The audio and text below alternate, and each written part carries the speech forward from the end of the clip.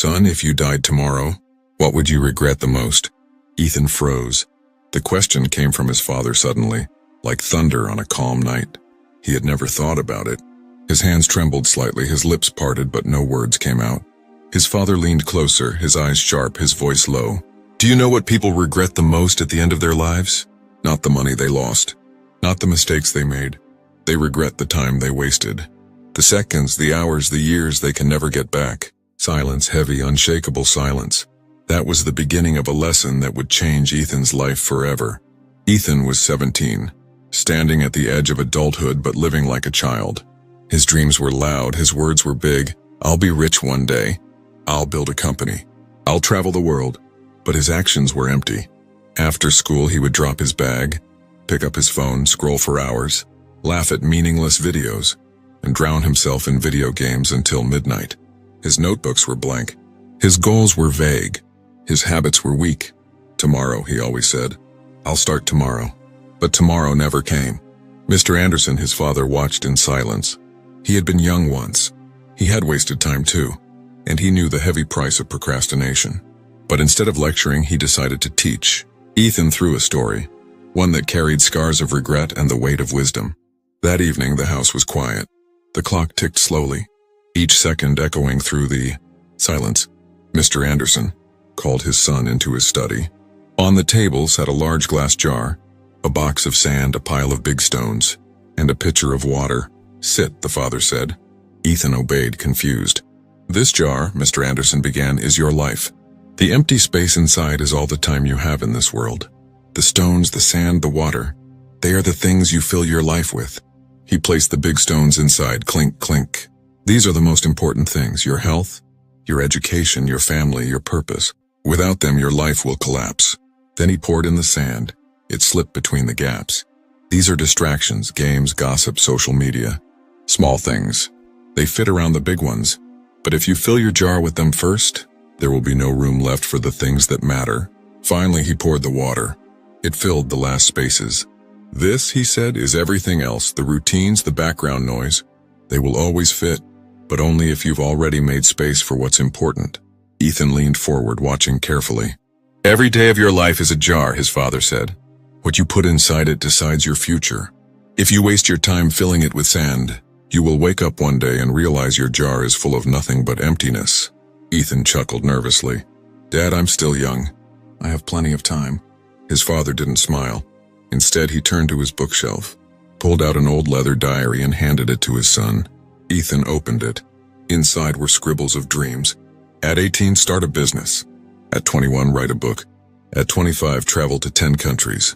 But then, blank pages, dozens of them. Empty years. "These," his father whispered, "are my wasted years. I told myself the same lie you're telling yourself now.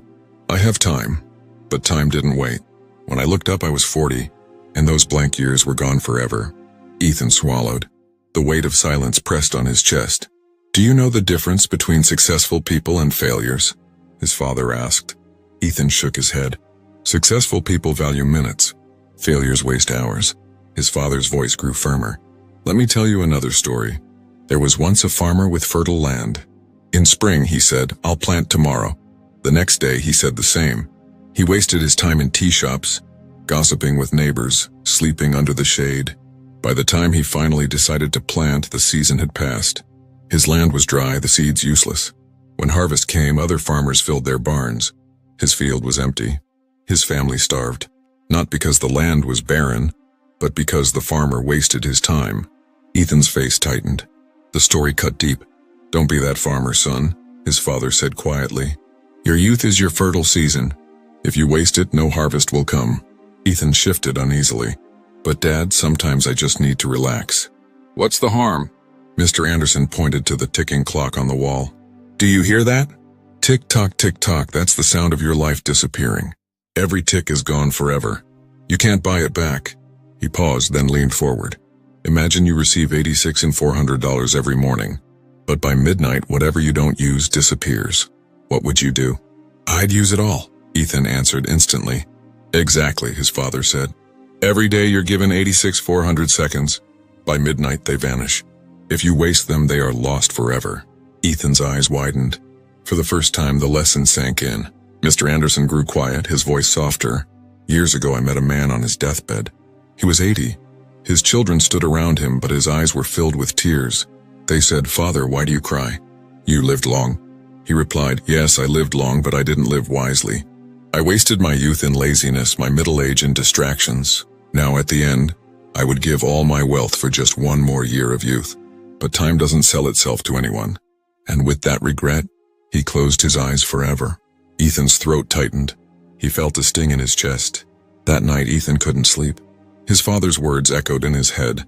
"Every wasted minute is a piece of your future you'll never get back."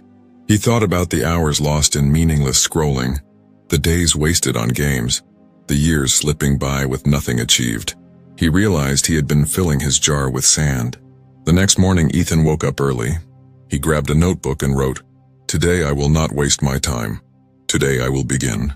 Days turned into weeks.